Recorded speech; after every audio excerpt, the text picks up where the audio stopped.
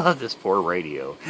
So, had two of these radios for a customer.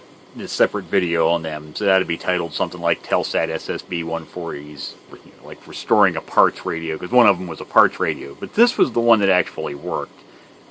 It's got that can be best described, and if you own a ham radio, you may have occasionally hear people call the problem static crash, because that's what it sounds like, and it's exactly what it sounds like in this radio. Now, like in Kenwoods and a lot of the other radios, Hicoms and whatnot, if some of the like the 455 filters you're probably familiar with in this, amateur radios use those. When those filters go bad, they make a static crash sound. Well, this is the sound. Of course, it's not. Oh, there we go.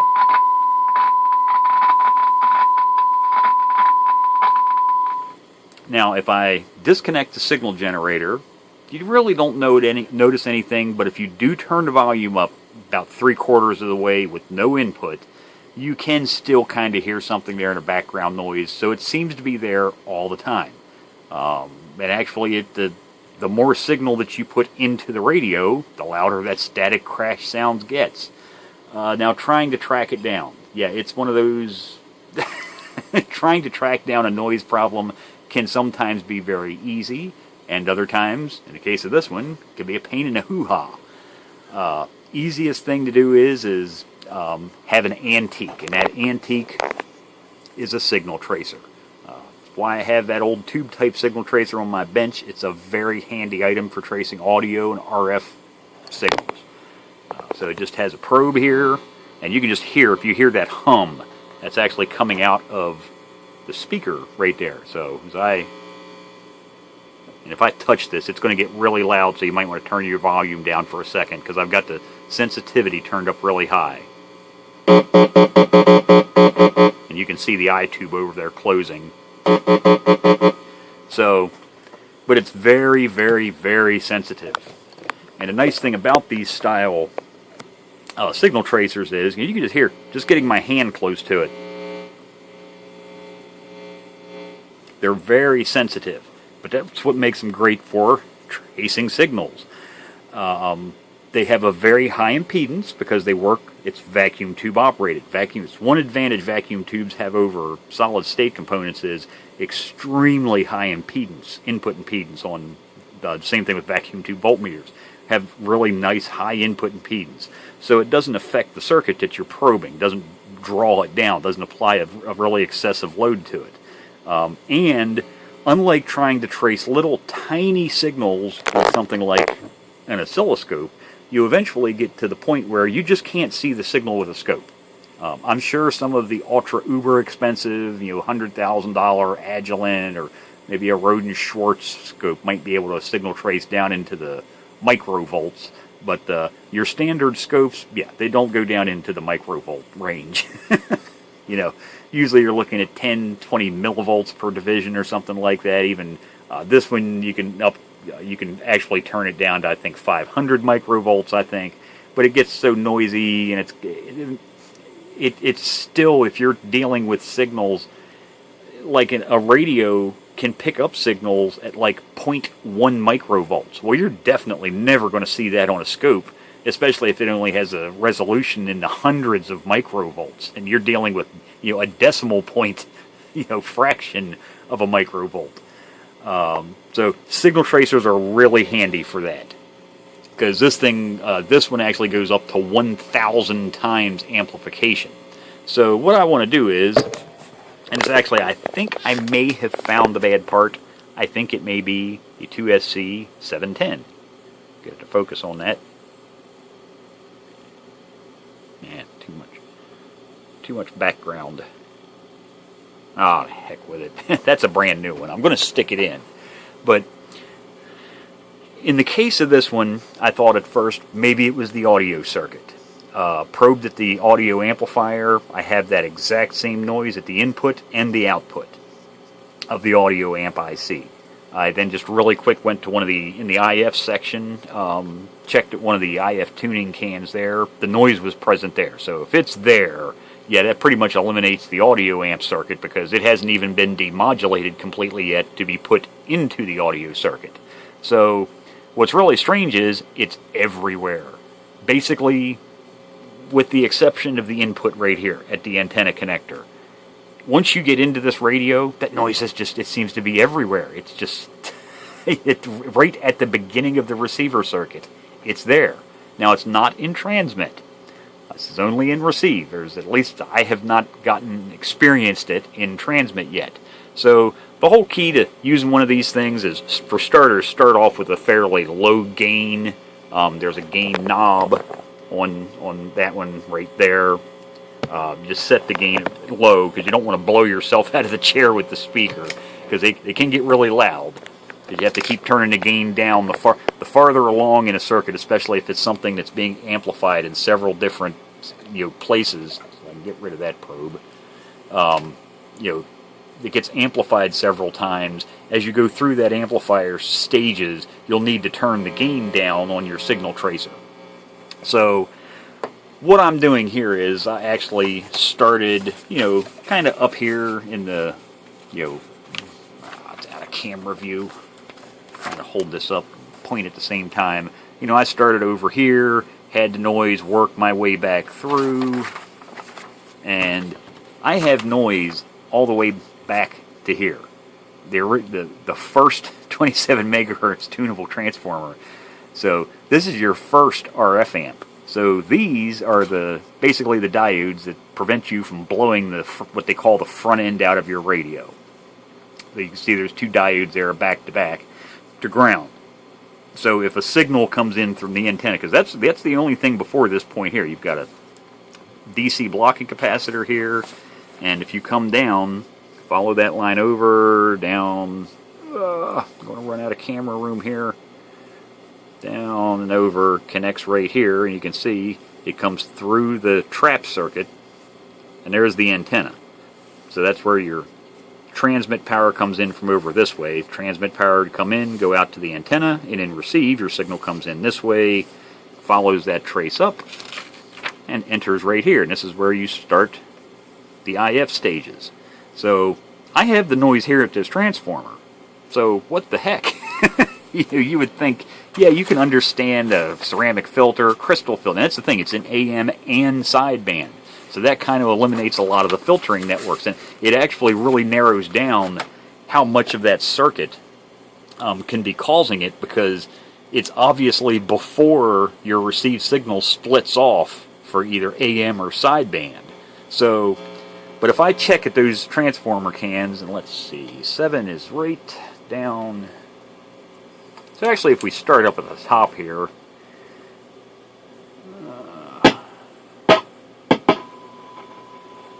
you can hear that or not. So there, you can hear the noise. Okay, so there's 1, 2, what do we got? 3, 4. That's the fourth can after the input. So we can hear it's there. We come down one more. You can still hear it. Come down to the next one. Where are we at? Right.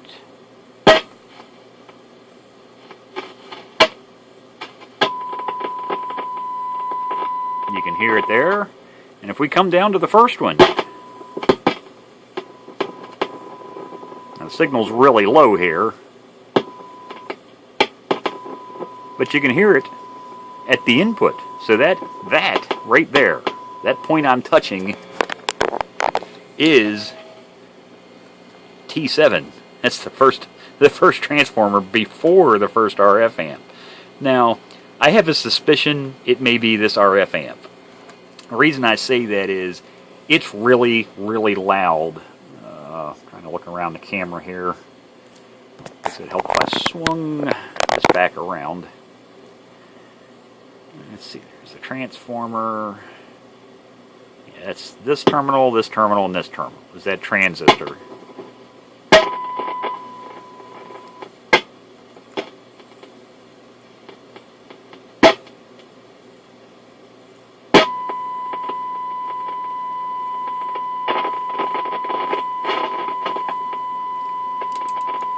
And that's actually, let me turn that signal tracer off.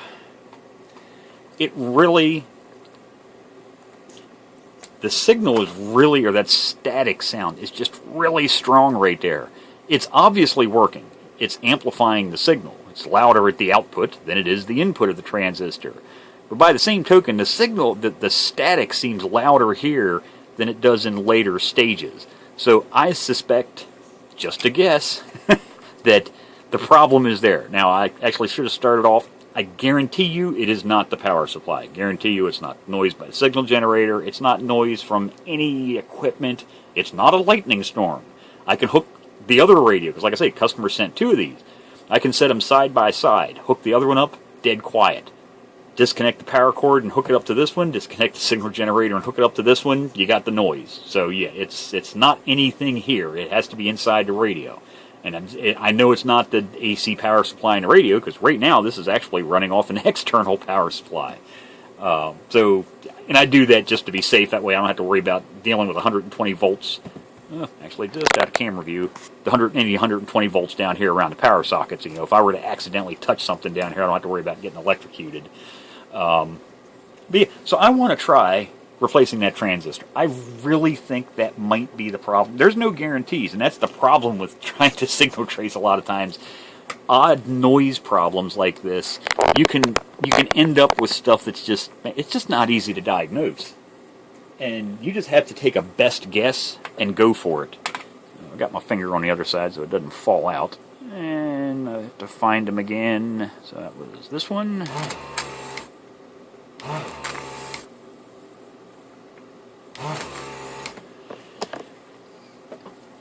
I'm just going to do this live on camera. Well, not live, pre-recorded, but on camera. And stick that guy in there. I think that was the 3 leads for that. Yep, there we go. So, there it is. Yeah, it's a 2SC710. So we'll stick a new, or actually vintage one in there. Probably around the same age of the radio, but it's new old stock. You see, it's never been soldered in anything. Something, if you use vintage parts, especially when you're working on stuff where a lot of times parts like this might not be made. The terminals occasionally will get a slight oxidation on them. There's no damage to them. It's not hurting anything, but pretty much guarantee you're never going to get a good solder connection. So use your fiberglass brush, clean that oxidation off. You'll get a really good solder joint then. So let me... Actually got too much stuff on the bench here. I didn't need the schematic on the bench, but I wanted to show you where I was probing at. So the bench is kind of disorganized because I'm trying to do this on camera. And it's honestly, it's a lot of times why I don't do diagnostic processes on camera. I may try to start doing more of that, but it's really hard for me to work around this camera mount.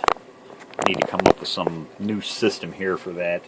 It just gets so much in the way. It slows me down. Okay, grab my pliers because I'm never going to get my big fingers down in there.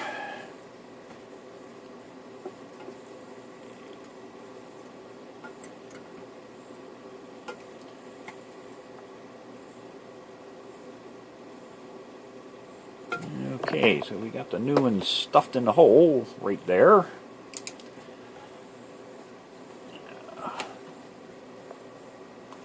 Flipped up. Slightly bend 2 of the leads. It doesn't fall out.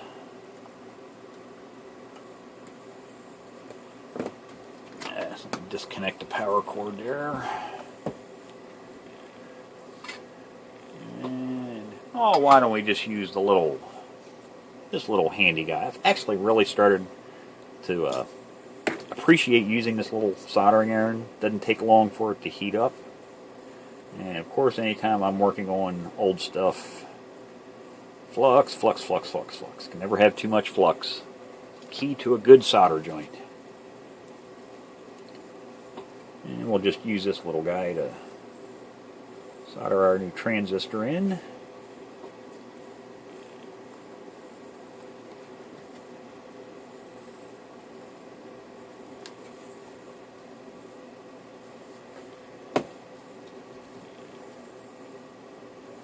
I really thank Isotip for sending me that thing to do the review on.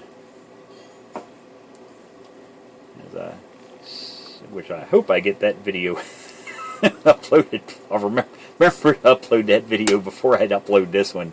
And the lead's still shot out. Damn it. I always try to be careful with my leads. I don't like leads bouncing around inside the radio. Oh no, there it is. It's right there. But, yeah, they sent that for a review. I was really skeptical of a cordless soldering iron, and I'll tell you what, for doing little stuff like now, I'm not going to recap the radio, resolder all the capacitors in using that. But for little stuff like this, I just 3 quick terminals. Yeah, that little thing works out well. So let's see. Start off, fingers crossed. Maybe if we cross our fingers and plug it in at the same time, it can't hurt. And turn it on, and turn the volume up, and it's still there. Damn it. Now, the next thing is I'm wondering, is there some type of intermittent short? This radio had been worked on when I got it. And the other one, like I say, the other radio the customer sent in actually was a parts radio, no power supply, bad VCO block which had been removed, a bunch of other stuff. But this one, someone had soldered. I don't know if they've replaced it. It looks original, or at least it came out of the same chassis radio, and when they assembled it, because these actually have, again, camera in the way, there's pen marks on here. They're all the same color, and just the amount of dirt on here kind of matched the amount of dirt that was on the rest of them, so it looked original, but for some reason, someone had resoldered all of the connections on that first 27 megahertz transformer. I'm wondering if maybe that's bad. I really am. So I've tried the transistor. That obviously wasn't it. Transformers do go noisy. It does happen. So let me actually pop that out. And somebody may have traced it down to that transformer. Didn't have one. Couldn't find one. And gave up on the radio. Lord only knows. So let me pop that little guy out. And that's another thing when you're troubleshooting and whatnot. Look for work that's been done to the radio before. You know, if somebody else has obviously been doing something to the radio, why were they doing it? Especially stuff like transformers, you know, tunable transformers. Why else might somebody be soldering on this unless there was a problem there in the first place? So it's an 0333, so I'm going to have to actually stop the camera here and go dig one of these out. But it does not look like this style. What I wanted to see was if it had a capacitor in it. I don't see an internal capacitor in this one. I'm actually going to pull it apart. See if maybe it looks like maybe liquid contaminants got in it, possibly.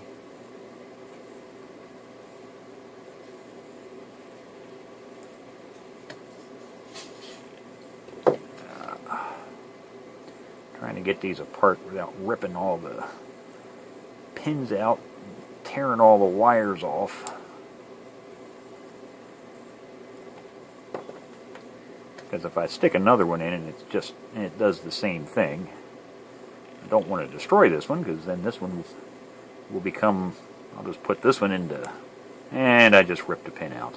Damn it. Still enough wire there. I could probably get that back on. That's the only problem with these things, trying to get these damn things apart. There we go. It's starting to come out.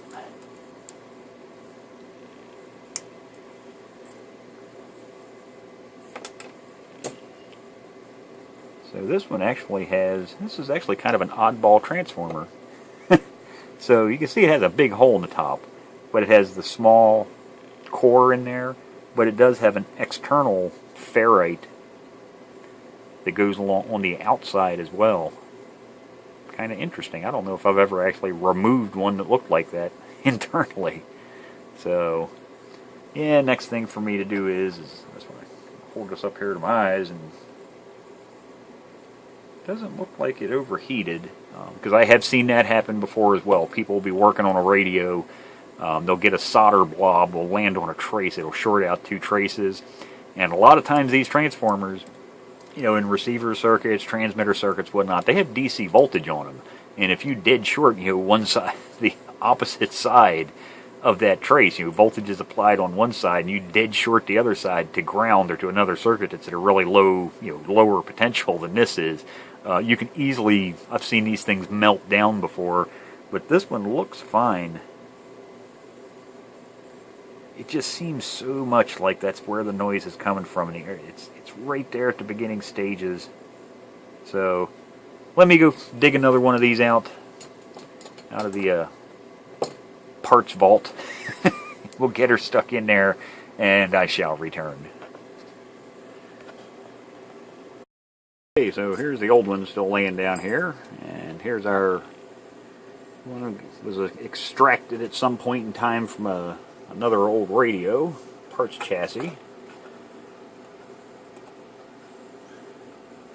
Nice thing about having a parts graveyard.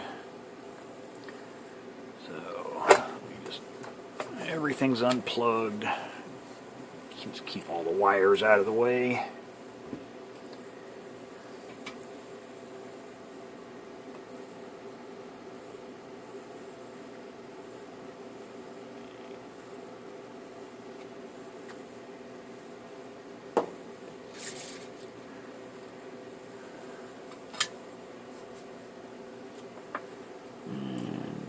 Yes, I'm going to use the real soldering iron, because this one does have some fairly large ground planes for the can tabs. Now that other little soldering iron may have worked fine, but no need taking a chance when I have a good real plug-in-the-wall soldering station. So that looks good.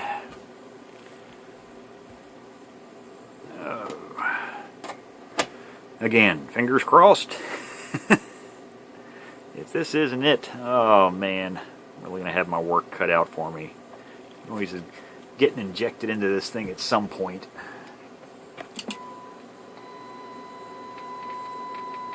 Yep, it's still there. Not much. At least not at this very moment.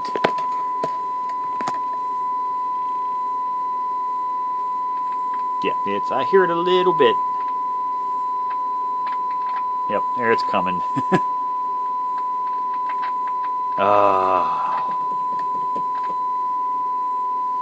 Back to the drawing board. Shall return. Well, I did a little more troubleshooting off camera. It was, of course, I should have just left the camera on and showed, but it would have taken me a little while to do it on camera. I had to remove the RF shield that goes back here over top of the PA section, or RF final section, but the parts that I had to get to for the receiver were under there as well, and it was one of these diodes. So, you know, I had traced it down to this area. I had noise right here at this transformer, so you know, there's only parts on two sides. It'd have to be almost something on one side or the other of that transformer. Now I had checked for you know, any DC ripple voltage possibly getting through this, and the DC voltage was dead flat. Like I say, I'm actually running this off of an external DC power supply, and that one has some huge filtering on it. I've got like 10 farad, not 10 microfarad, not 10,000, not 100,000 microfarad, 10 farad worth of capacitance on that power supply. I've got the capacitors on that thing, they're like that big around and like a foot or so long. So yeah, that's about as smooth as it gets. But yeah, so you know, I changed the transistor, that didn't do it. Tried the coil, that didn't do it. The diodes, now I've never seen them do that. Now, don't get me wrong, I have seen these diodes go bad several times before. That's not uncommon. A lot of times they'll go bad and you won't know it because they'll take, like I say, their front end protection, and if there was a lightning strike close to the radio, something where a really large signal came in here, it can burn these diodes out. But yeah, in this case, they apparently, as soon as the slightest bit of signal would get to them, they went noisy. Now, I tested them with a Peaks, semiconductor analyzer. I have not gone over and fired up my old antique Tektronix curve tracer yet. I might try that later on. But yeah, I put 2 new diodes in there. Works fine. So, it's one of these little guys. So, one of those, one or both, I mean, it could be both of them, are bad. But like I say, checking them with just a regular semiconductor tester, they test fine. So, you can hear, it's sitting here humming along. That is this radio. Not a peep. Doesn't matter what, I change the signal input level, I can go from 0.1 microvolts up to 10, 50, or 100 millivolts in input. And yep, it just stays nice and quiet now the way it should be. So, yeah, if you ever get a radio where you have that static crash sound, and you signal trace back through the circuit, and you basically get to, there's no noise at the antenna. Your signal generator input's clean, yet you have a lot of staticky crash noise right at the input. Check the diodes. I've never seen them do that before, but there's a first time for everything, and there's my first time. So actually, let me just switch modes.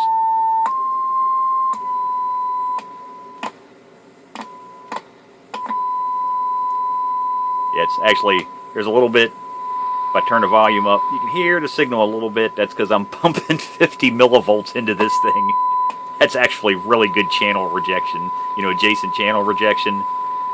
50 millivolts or 50,000 microvolts input into this, and on channel 20, that's all the input I have. And that's channel 18, nothing. So there you go. Static crash, check your front end protection diodes.